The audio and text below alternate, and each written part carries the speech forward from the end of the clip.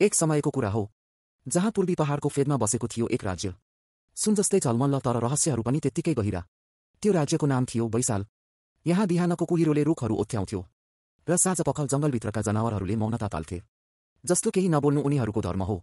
राज्यका कथा धेरै थिए, वीर राजाहरूका, समुद्र जित्ने सेनाहरूका। तर एउटा कथा यस्तो थियो जसले मानिसका मुख बन्द गराउँथ्यो। राजकुमारी वैशालिनीको कथा।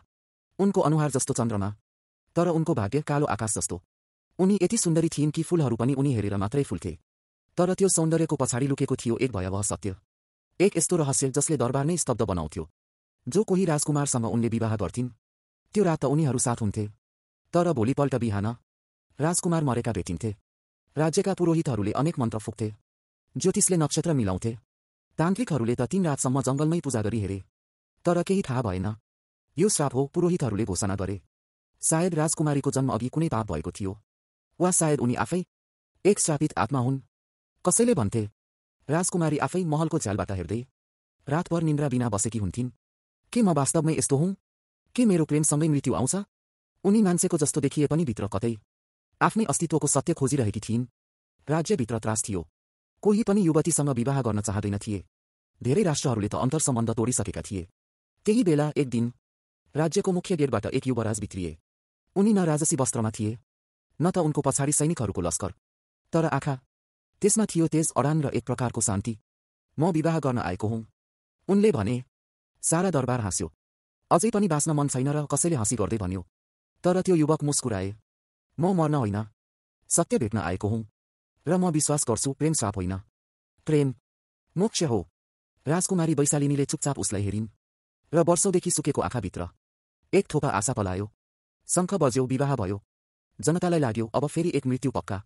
तर त्यो रात चन्द्रमा अलिकति ढिलो उदाएको थियो, र महलभित्र हावाले पनि बिनास्वर बहिरहेको थियो। राजकुमारी निदाइन्, थकित मुहारमा थोरै शान्ति। तर युवराज उनी चौकस थिए।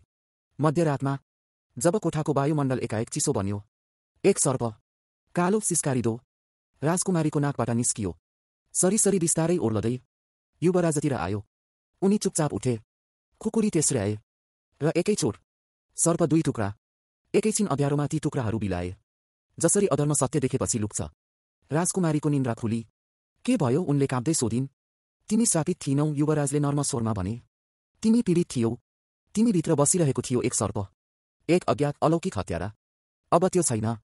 अब तिमी स्वतन्त्र छौ। भोलिपल्ट बिहान पहिलो पटक दरबारमा राजकुमार जीवित देखिए। पुरोहित चुप, जनता अचम्ममा। राजा रानी रुँदै आए। मेरो छोरीको जीवन तिमीले बचायौ, राजकुमारी वैशालिनी। उनको आँखाबाट त्यो दिन पहिलो पटक खुसीको आँसु झर्यो। त्यसपछिका वर्षहरू राजकुमार र राजकुमारीले सँगै शासन गरे।